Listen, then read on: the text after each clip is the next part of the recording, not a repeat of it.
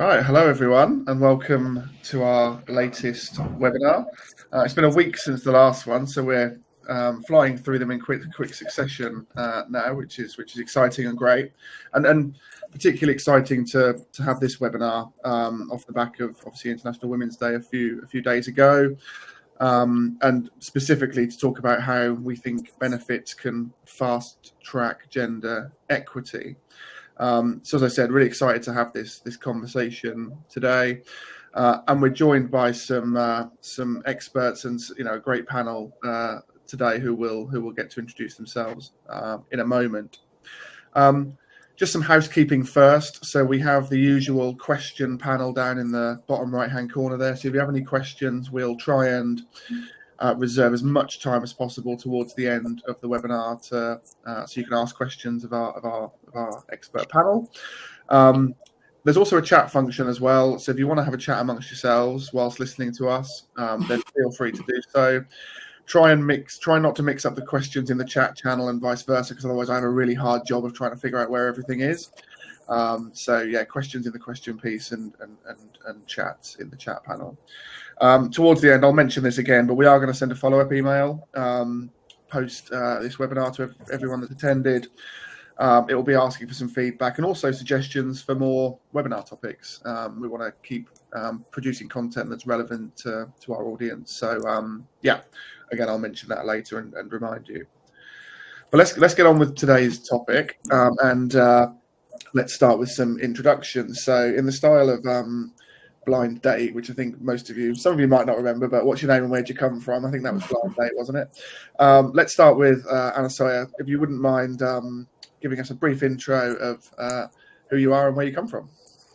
Great. Hi everyone. Thanks, Carl. I'm Anasoya. I'm the Chief Commercial Officer at Octopus Money, and Octopus Money is on a mission to democratize access to financial advice. And the intersection of that and gender is something I feel very, very strongly about, very, very passionate about. So I spend my time thinking about the gender wealth gap. Amazing. Thank you. And Eileen? Hi, everybody. Thanks, Carl. I'm Eileen Burbage. I'm the Executive Director at Fertifa.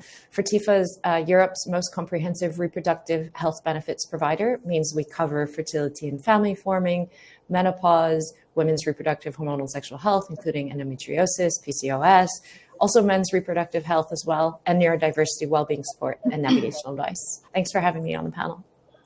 Amazing. Great. Thank you. And Nadesha? Yeah, hi.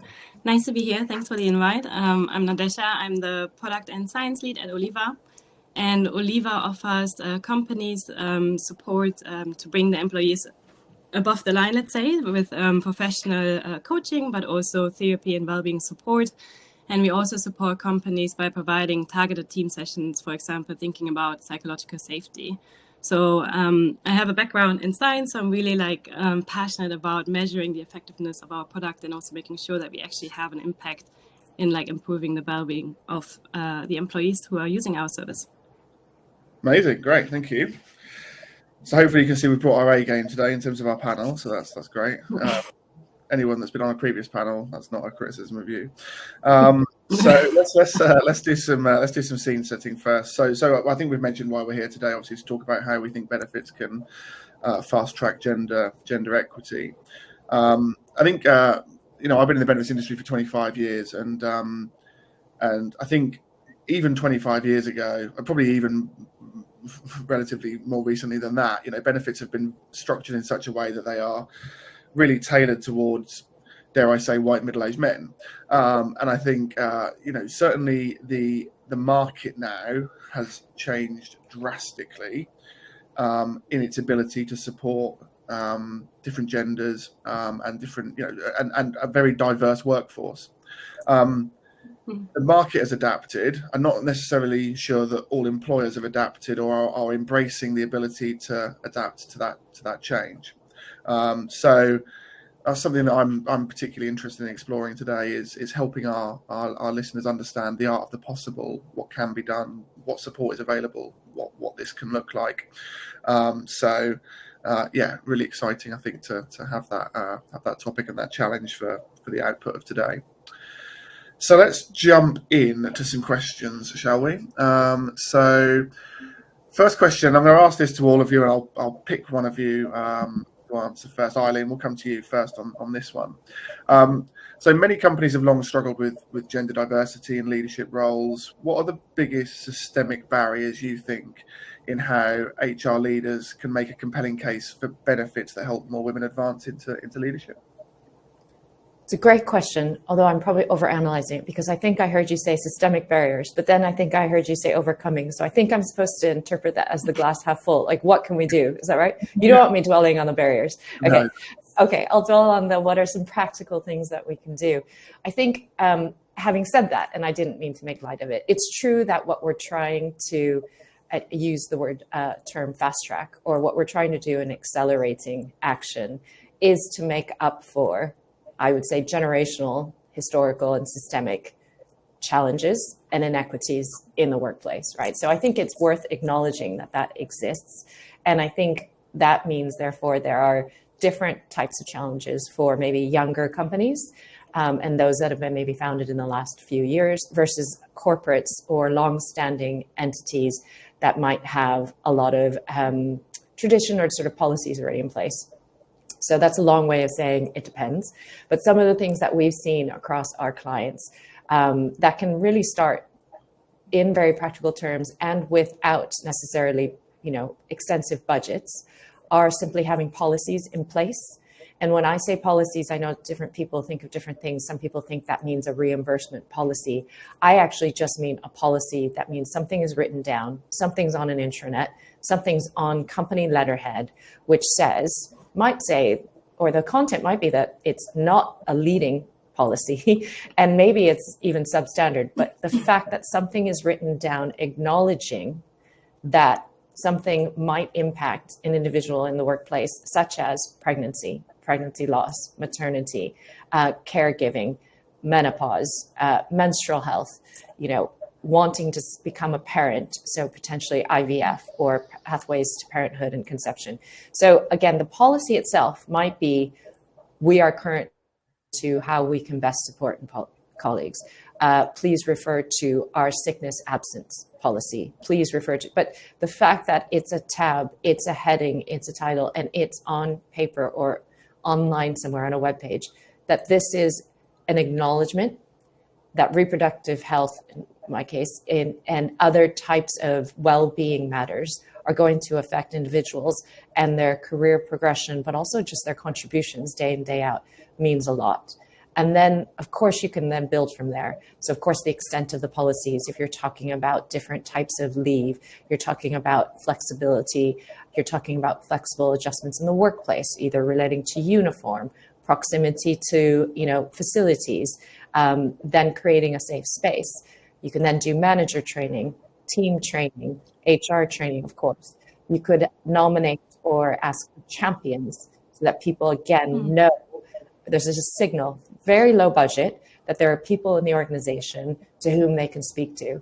And then you can do things like with benefits, and you can contract with a provider. Obviously, we know a few on the panel here, and actually look at engaging well-being support, navigational advice, clinical support, clinical advice, and then potentially even reimbursement towards some of those costs. But bit of a laundry list, really rambling answer, sorry about that, but just some ideas. No, that's great. And I think the policy piece, certainly resonates with me. Having things done in writing, like this, it creates accountability as well, doesn't it? I think which is really important. I think sometimes things that are said aren't necessarily enforced. So I think certainly that policy piece makes sense. Yeah. Anasuya, your thoughts on this? Yeah, so I mean, building on what Eileen said, I sort of think about three things you've got to think about in a workplace: culture, policy, and benefits. And whichever dimension of gender inequality you're looking at, those are the three things you've got to look at. I mean, I won't go into all of the systemic barriers. We know the biggest one is the motherhood penalty. We know that's when women drop off the workforce. And that's where a policy change is needed. But if I take the lens of money, which is my perspective, let's start with culture. How do you create a culture where there's openness about money? We know that there's a lot of data around women negotiate less. You've got to help women negotiate more. But actually, sometimes there's also, can you change the culture? Can you not always put the onus on women to act differently? Can you change a culture where you don't have to really negotiate? Where there is fairness culturally, where there are pay rises are not based on how someone negotiates. And that's where policy comes in. Can you have a policy that creates transparency about money? Can you have policies such as transparent pay, transparent progression frameworks, policies around promotion? You're not just promoting someone because you had a chat in a pub. You're promoting someone because there is a framework that gets people promoted. And just going back to culture, there's a really interesting example where we worked with the workplace, they didn't really have budget to go to the benefits end of the spectrum, but talking money is just as important. Culturally, they organize something called a Talk Money workshop, where you're just getting people together, it's peer-to-peer, you're just getting people to open up about money. So there isn't this fear that, oh God, I can't talk about my aspirations in life. I can't talk about the things I want to achieve with my money. And once people talk about that and make it a positive conversation, you just create a culture where both men and women are able to go to their manager and say, hey, here's where I stand on my pay. Here's what I would like to achieve from my pay, my promotion, and my career. That costs nothing.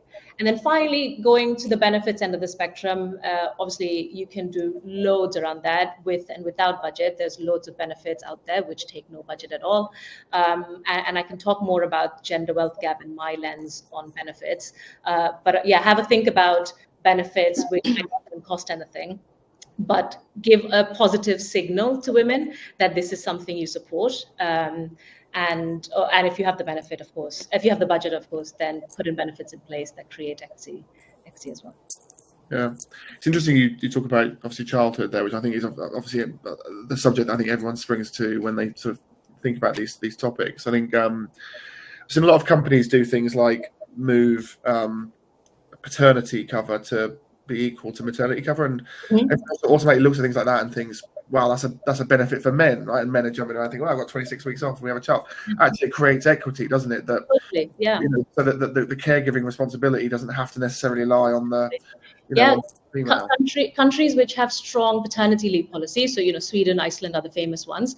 They have 40% female leadership representation versus the average globally, which is 25% for C-suite roles for women. Wow. So that paternity leave is what gets women freed up really to focus on everything else, because even in dual career households, women do 1.5 times more unpaid domestic labor than men. Yeah. So as a manager, if you're thinking about culture, think about have that in mind, that's why a man and a woman in your team might be approaching work a bit differently. But if you're making a policy change, that's the single biggest difference. Obviously I'm here to talk about Octopus Money, but really the single biggest difference you can make to gender equality is paternity leave. And Nadesha, same question to you then. Yeah, thank you. Yeah, I really love how we're touching on this policy aspect. I was thinking about particularly about leadership and how to get women more into leadership, right? So what are the different kind of entry points? And I think that we can think about advancing women into leadership is by hiring them directly into leadership, by retaining them within the company to really allow them to grow and to advance into leadership, and also promoting women into leadership and supporting them. And I think that each of these steps suffer from systematic barriers, I think. And I think that there are different ways, through policy, but also through benefits. For example, policy can affect immediately how women are promoted. For example, integrating systematic reviews, really making objective, leaving the guesswork behind, integrating more voices into the feedback cycle, right? And also maybe having more continuous feedback cycles rather than just this one big meeting within a year or something like this. And then I also think that benefits are good also to support women at each of these stages as well, because one of the consequences of having less women in leadership is that we also have less role models or mentors or sponsors as well. And there's also cascades into having a smaller network, basically. And this is one of the main predictors of actually going into leadership. So I think that, for example, using coaching, professional coaching or in general can maybe soften that gap a little bit by giving, identifying together with this person, with this individual, how they want to set their career trajectory, what goals they want to set and how they can achieve it. And then on the other side, also thinking about the skills that might be beneficial to improve. So I think that, they're definitely, I think it's a combination between both the policy making, but also in the meantime, having these benefits that can support women along these different stages. And one other thing I wanted to also add is don't forget about intersectionality when you consider culture, policies, and benefits, because women of color have a very different experience to white middle class women in the country. So when you're thinking about that, and an important example, for example, is the power of networks. I remember when I came over, and there was a lot of great culture in the place I joined around mentorship. I got a mentor, and the advice you get is, network is what matters. I was like, but I didn't go to Oxbridge. I didn't go to university. I didn't go to school here. So think about intersectionality as well when you think about creating that gender equity. Amazing. Great. Let's dive into some specific questions there. So, Eileen, we'll start with you on this particular question. So, reproductive health challenges. So, thinking of everything through from fertility through to menopause. Now, all of those things can significantly impact women's career progression. So, what practical steps can companies take to ensure that benefits or policies proactively support women through these life stages, while also driving retention and career growth as well? Yeah, so at the risk of sounding like a broken record, I would start with policies, even if that is signposting to the sickness policy or leave of absence policy and things like that, just so that those points, the ones that you mentioned, fertility, maybe even just fertility preservation, maybe even menstrual health, contraception and the like, but then of course getting into IVF or assisted reproductive technology or adoption and surrogacy, and then, issues like endometriosis and PCOS, which are typically not covered under private medical insurance policies, that these things are captured in a policy as being recognized as something that can impact women as they're looking to increase, their work profile or contribution. So do the policies, but then outside of that, I would conveniently say that there are providers, not just for Fertifa, there are others in the market as well. And so I'm not here today just to pitch for Fertifa, but just to evangelize the notion of putting support in place for people. And you mentioned it, Carl, in the opening, which is, historically we've seen benefits and policies created around what was probably perceived to be the majority of the workplace, whether that's in fact true or not, but certainly the majority voice of the workplace. And so we weren't necessarily addressing maybe younger individuals who might be earlier in relationships, who maybe haven't found their life partners, are very committed to becoming parents or want to, or just have that option in future.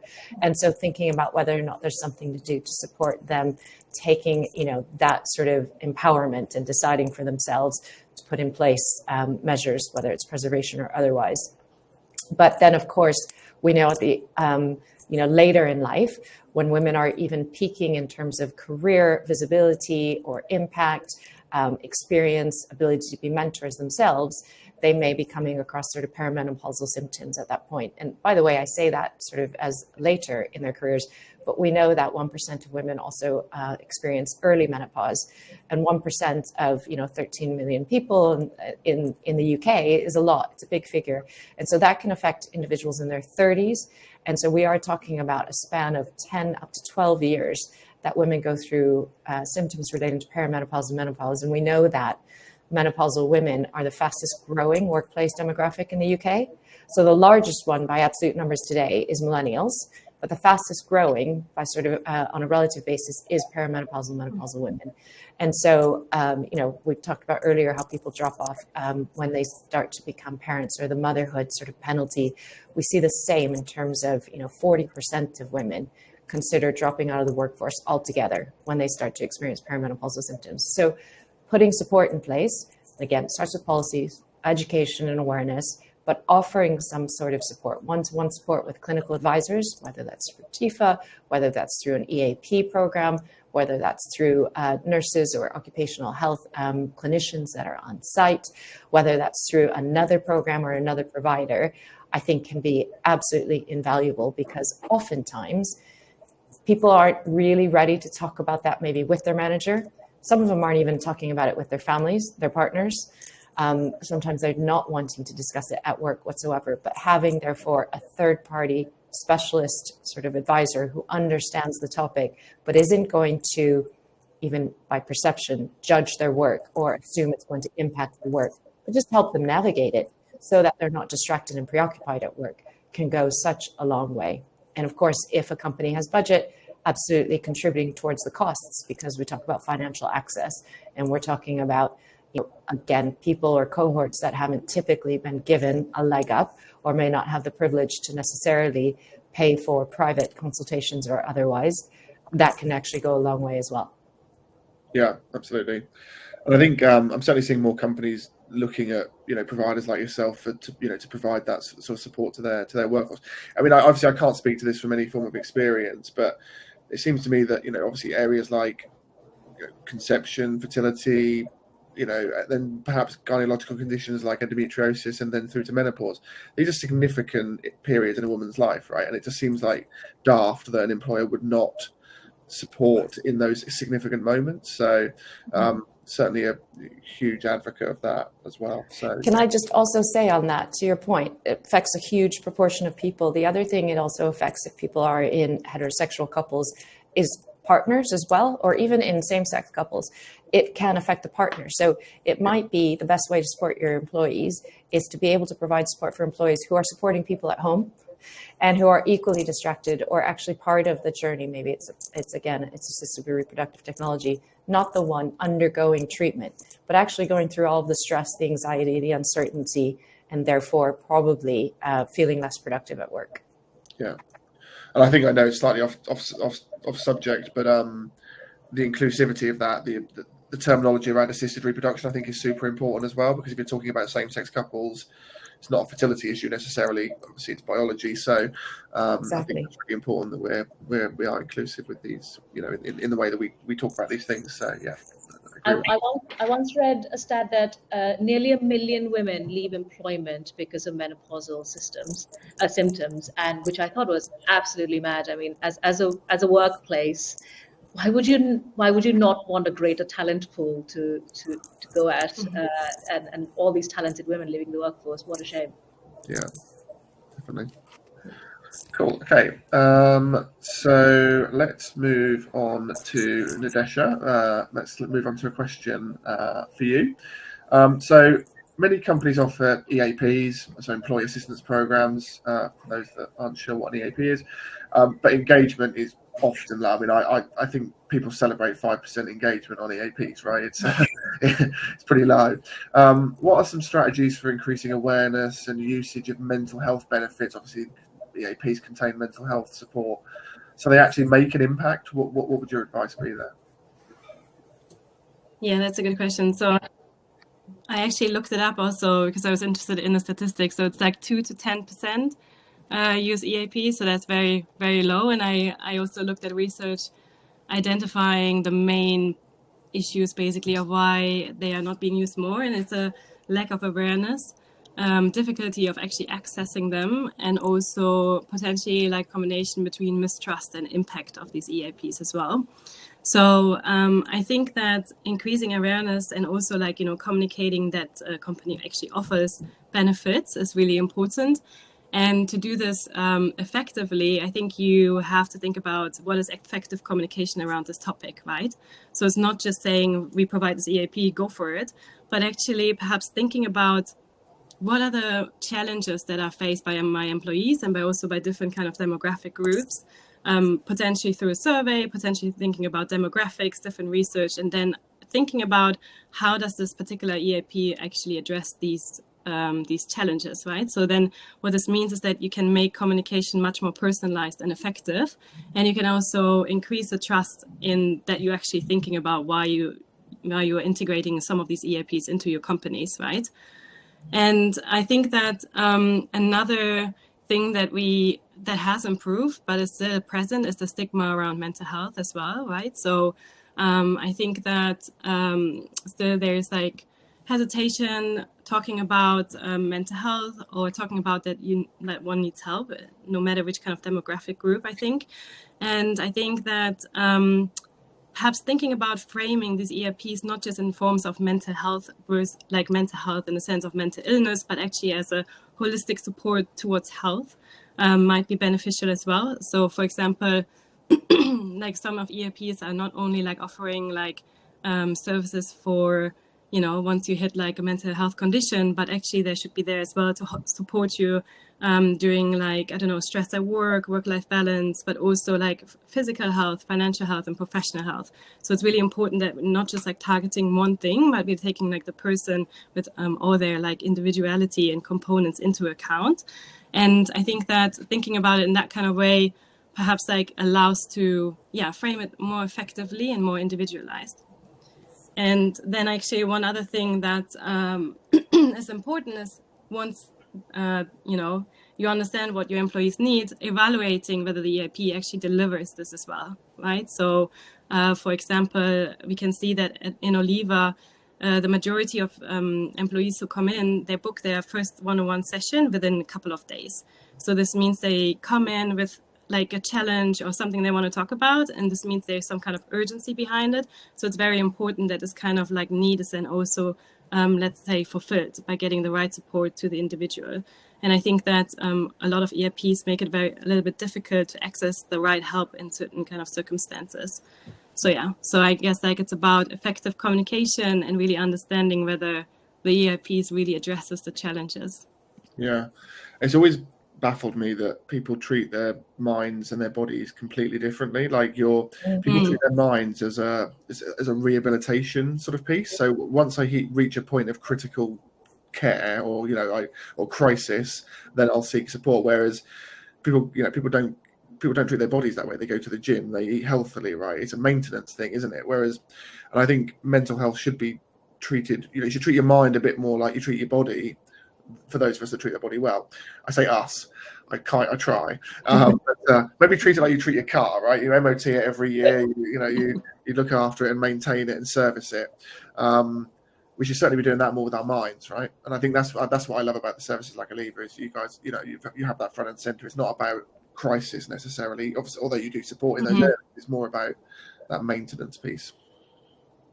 Yeah, I think it's not, it's maintenance. It's also obviously reactive comes into play as well, but it's also preventative as well, right? So like really thinking about, if you need support with anything, really seeking out this benefit, not just like, waiting for emergency moments. But I think it's a lot also about like making it, changing the culture around when you have to seek help. And also it's not about seeking help, it's just about uplifting yourself and supporting yourself as well, right? Yeah, and for companies that offer these services, or those that are looking to offer these services, certainly coming back to the women's health piece, women are probably, I assume, women are more greater users of these services. I always assume that men are a bit more guarded when it comes to mental health than the women. Women are probably more open, are they? So actually, these services become even more beneficial to women in the workplace than perhaps men. And we can, the men's subject we can park, but I assume that's right. Is it? Is that your experience of Yeah. Oh, sorry. No, go ahead. Yeah. So we do see that like more women come to our platform than men. That's true, but and we don't actually see a difference on the average well-being. We have this like well-being assessment at the beginning, but we do see differences in the type of areas they struggle with, right? So at the beginning, we like take a holistic approach in like really asking like, how do you do financially, professionally, sleep, physical, emotional? So we can actually get the right help to the person, and there are differences as well. And I think that's really interesting, because what this means is that if we see these differences, for example, let's say for a given company, more women struggle with financial well-being, what we can do is then go back to this company and give like action points on like maybe review your pay gap, or, So I think that is also really interesting, and that's also where ERPs can have more impact and also drive to reduce these like more systematic barriers. Great. Yeah, thank you, Natasha. Okay, and Anastasia, let's ask you a question now, shall we? So, I've got some stats here. So, 58% of women, 58% of women claim a strong understanding of financial products compared to 72% of men, which seems a big gap. And we'll call this the financial literacy gap. Remains a barrier to economic equality. So why are financial literacy benefits crucial for women in the workplace, and what strategies can HR leaders use to drive higher engagement with these benefits? Yeah, we should talk about more beyond financial literacy, because financial literacy is an input. Let's talk about the output, which is wealth. There is a huge gender wealth gap, and we talked about physical health, mental health, and how you should take care of those. But financial health is usually the number one cause of mental health problems in a lot of studies have shown. And once you lose your financial health, you could very possibly lose the other two. So let's talk about the gender wealth gap, and it's not a pretty picture. It's a huge gender wealth gap. It takes, on average, 19 years for a woman to build up the same amount of pension as a man, on average. 19 years. So by the time a child is 3, or a girl child is 3, you're already behind. You've already lost the battle. And there's lots of reasons for this. We talked about the motherhood penalty before. We know about the gender pay gap, there are lots of policies that will solve that problem as well. But there's also more. So investing gap is one as well. So 47% of men say they invest versus 29% of women. And a stock market investor could end up with nearly 5 times more money than a non-investor. So there, you talked about the financial literacy gap. That's one input. The other input, investing gap.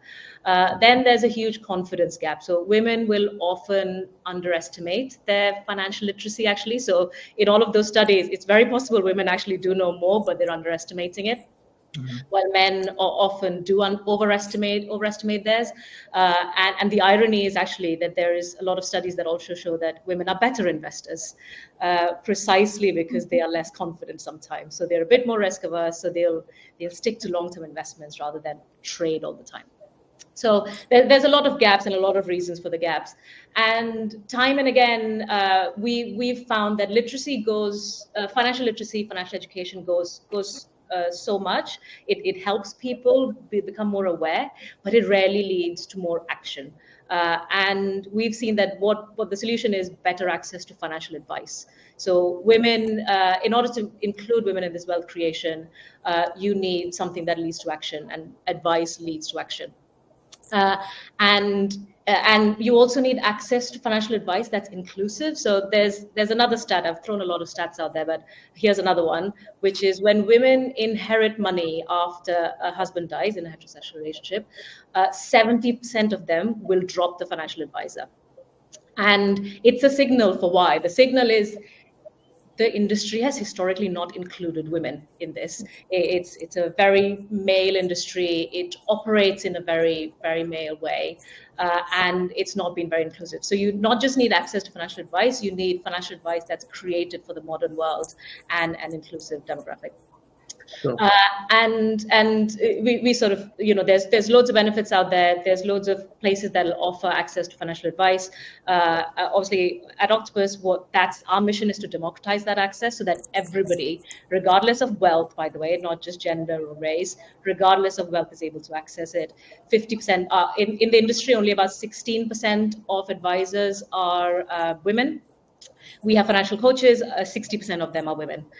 So just by changing the face of how that industry looks, you can get more women to access it, include more women in it, and by giving advice, you just get people to take more action. And then finally, I want to say, you might ask, and a lot of workplaces when we go into the market say, look, this sounds super important, but why should I bother? Why should a workplace bother with this? And the answer is, actually, if you don't help your female workforce bridge the gender wealth gap, they are going to leave.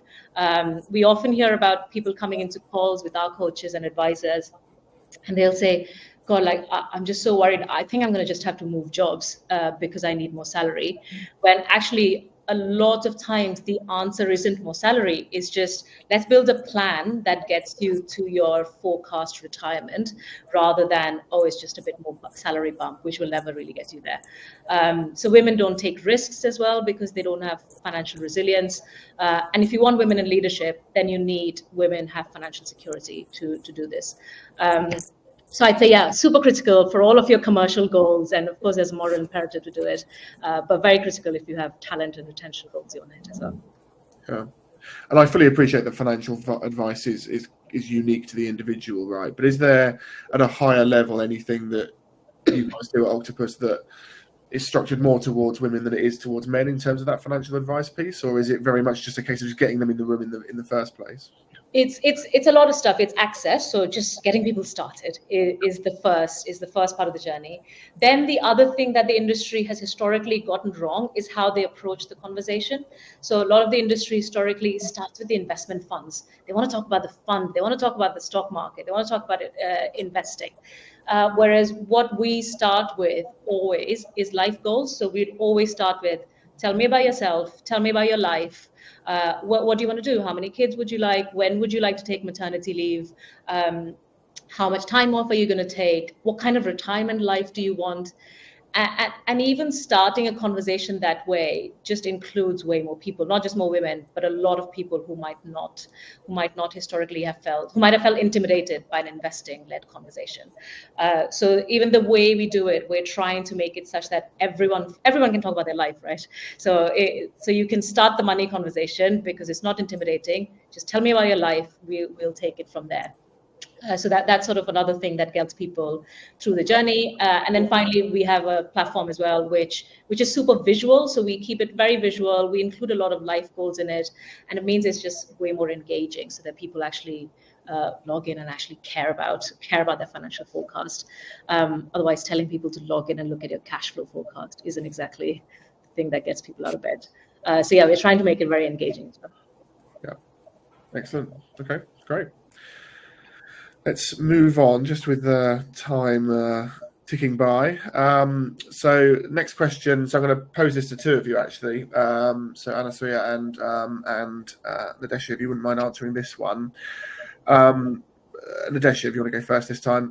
So women face unique workplace challenges, burnout, imposter syndrome, and barriers to leadership, to name a few. How can organisations design and communicate mental health, professional coaching, and financial coaching, and sorry, you can answer that one, benefits in a way that drives real engagement and impact? Yeah, I think that it's touching a little bit again on what I was saying earlier. It's like first identifying the challenges that women face, or any kind of demographic group, I think. I think also that there is a lot of assumptions that was also touched on earlier, a lot of assumptions being made of like the challenges that, for example, women are facing. But first of all, getting the data of seeing whether that's really true, right? So I think that, and then once you understand like what are the biggest barriers, or like the mental health struggles or well-being struggles, it's also easier to have impact, right? So for example, zooming into burnout, burnout occurs because there's an extensive period of overwork, like that doesn't match the capacity of one person, so it's like prolonged. But burnout also often happens because you're unfulfilled at your job, right? So like, for example, you feel like the workload is not distributed fairly. There's a general lack of appreciation or recognition. There is like a decrease of opportunity to, for example, advance into leadership. So I think all of these factors, they play into burnout, for example. And that's really important to recognize, because once you understand the different symptoms, it's also, you can actually do something about it, right? So for example, opportunities moving into leadership, we touched on this earlier, but then also having like this kind of perceived lack of recognition. And all these like factors that I just mentioned, there was like a study by Culture Amp recently that showed that exactly these factors are perceived more negatively across all levels within a company for women. And therefore, this is also contributing towards the observation that more women are suffering from burnout compared to men, let's say. So I think that acknowledging these challenges is super important, and also that kind of allows and opens the communication as well, and also from an employer to employer, saying like these are the statistics. It's not just fluff, like it actually exists. and also communicating then again, like how different kind of benefits can help address these challenges, right? So for example, burnout is like, you know, like a lot of emotional challenges you're facing, and going potentially to therapy might be beneficial, right? Or also like in order, like before burnout, like ideally, how can you sustain high performance in the light of like high workload as well, especially in tech, for example, and that can also be again supported with professional coaching. So I think that again, thinking about what are the main challenges, the symptoms of it, and how can benefits actually address these. Yeah. And Anasuya, from a financial well-being sort of perspective? Yeah, I guess there's a broader point around how do you design a strategy that has impact, and then how do you communicate that design in a way that's impact. So if we start with design, we always say, make sure if you're designing a strategy, make it personalized. The future is personalization, and design a personalized benefit strategy, because one size doesn't fit all. There's the famous story, which I'm sure everyone knows about. The world is designed and tested for men. So car safety tests all used to use a crash test dummy, which was based on the average male body.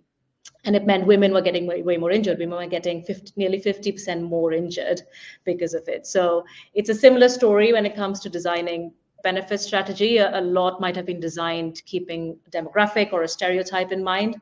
So focus on personalization, and that's where one-to-one financial coaching is way more impactful than a generic financial education platform, for example. We have education; it's a part of the solution, but it's not the solution.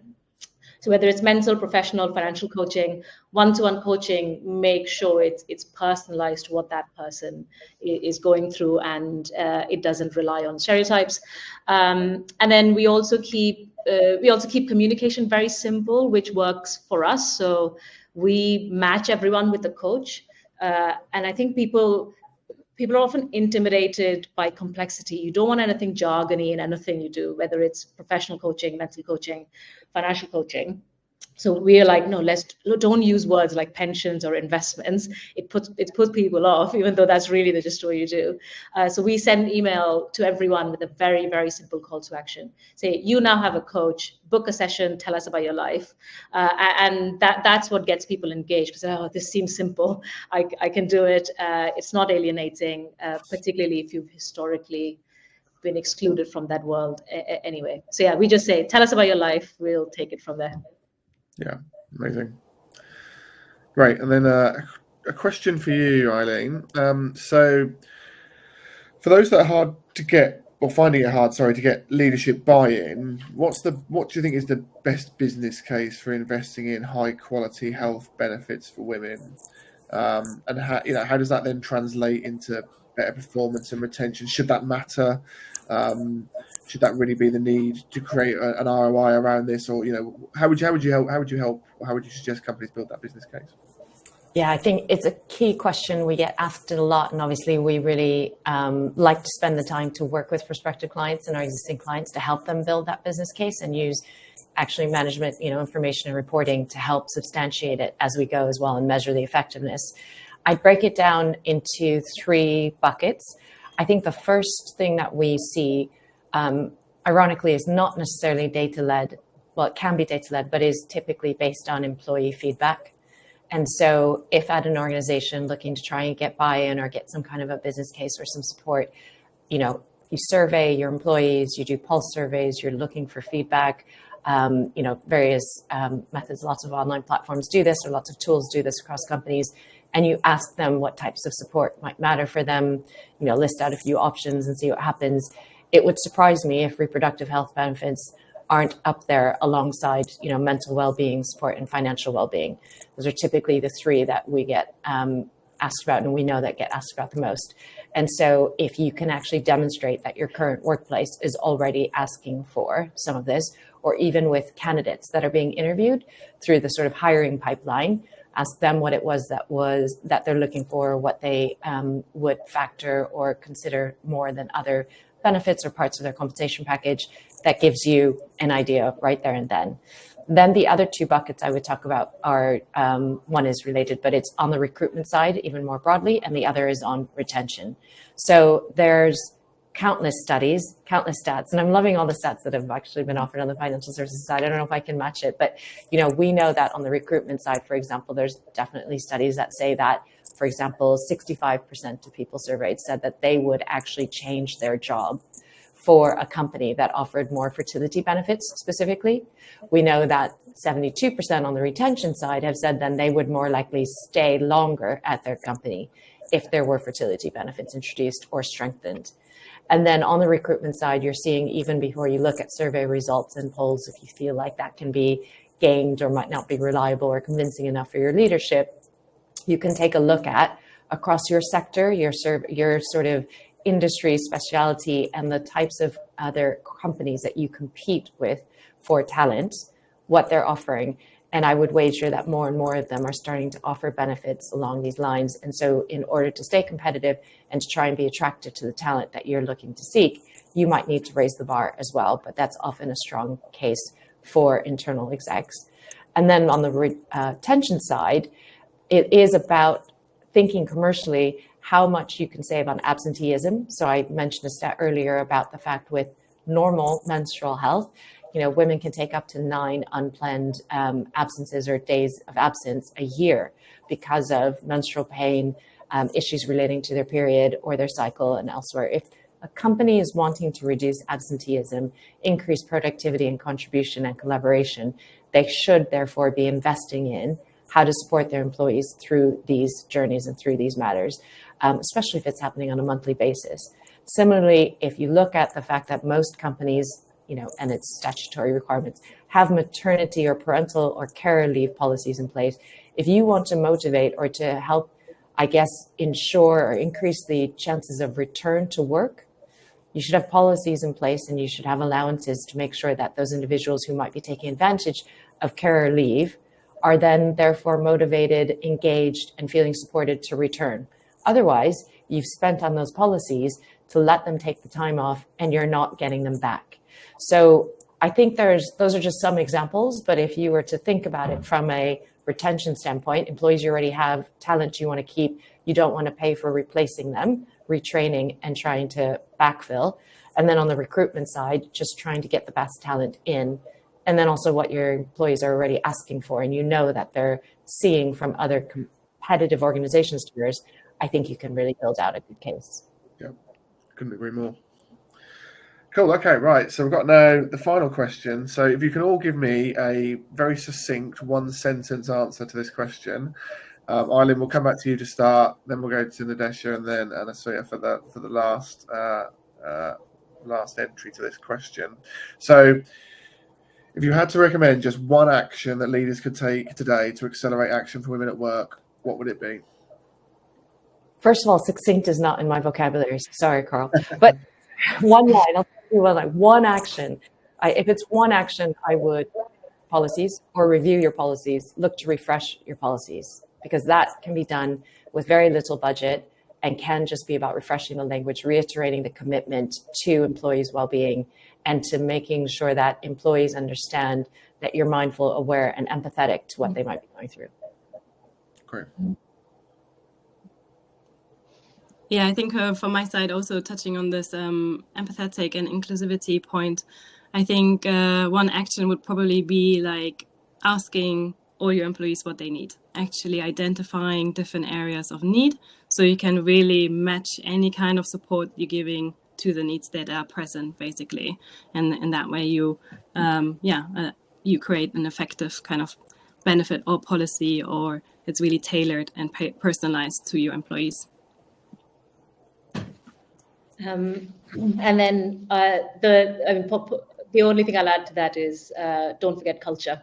So think about how you create a culture which, for example, talks about money, talks about reproductive health, talks about mental health, and it'll cost sometimes nothing, but it'll reap way more rewards than everything else. Amazing.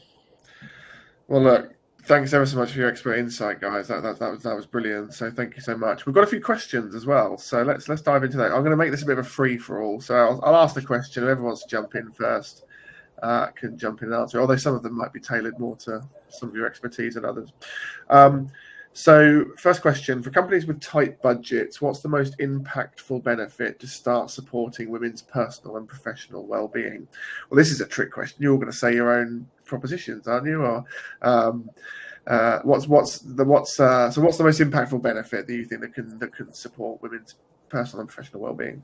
Anyone got any sort of initial thoughts on that? Yeah, I actually think we've kind of covered this in that I don't think anyone was pitching in particular theirs, and I really respect, what's already been said, because I think we've all been thinking more holistically about getting policies in place, creating an environment where you can understand what your employees actually want, and then a culture which is supportive and also very intersectional and mindful about different needs for different circumstances. So I don't think any of us would pitch any single benefit. I think we would all argue that it starts from being very intentional about creating a culture, which would then lead to maybe business cases and decisions about what to put in place. Yeah, makes a lot of sense. Anything to add to that? Nope. That's amazing.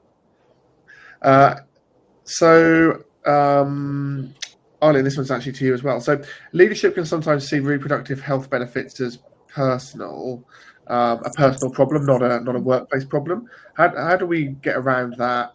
Again, the ROI questions come up. I think you've answered that specifically, but have you got any thoughts on that in particular?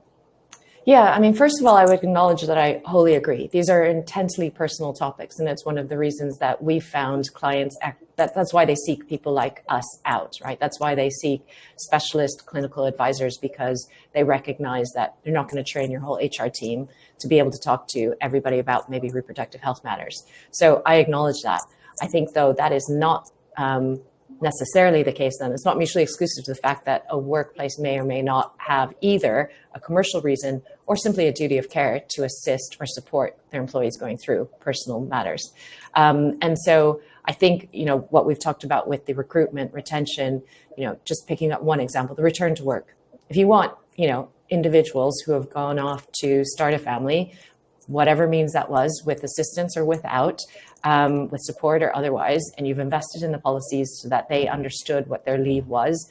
If you want them to return to work, you want them to feel engaged, you want them to feel like they can continue to flourish and actually support, what's happening in their personal lives, then you should be investing in well-being support, navigational advice for them, and reproductive health benefits. If you want your, female leaders, your team leads, well into their careers, not to be one of the 40% that potentially leaves the company or the workplace altogether because of perimenopausal symptoms, you'll give them a bit of signposting to where they might be able to get treatment for their symptoms. Great, thank you. So that's all of the questions. If anyone else has any last minute questions, then feel free to put them down. But I think we can probably close it. I wanted to sort of a couple of closing points, really, I guess. So I made a quip earlier about white middle-aged men. I fully acknowledge that I am a white middle-aged man. I'm only 41. I think I'm middle-aged. Does that count as middle-aged? I feel middle-aged. And I'm acutely aware of the privilege that has allowed me. And I think, and I'm, hosting this webinar, I think, for me, it's gender equity is not a problem for women to solve by women alone, and I think that's something that we should all take that responsibility to help improve the situation. Nonetheless, thank you for allowing me to host this webinar. It's a great honor to do so. Thank you for your input and your insights. It's been extremely valuable and educational, and I'm sure that the feedback will acknowledge that.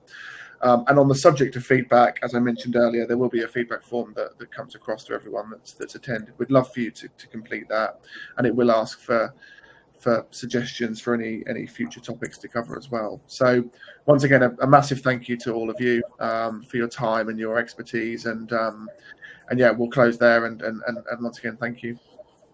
Amazing. Thank you very much for having us. Thanks, Carl. Thanks, Carl. Yeah, thank you. Okay.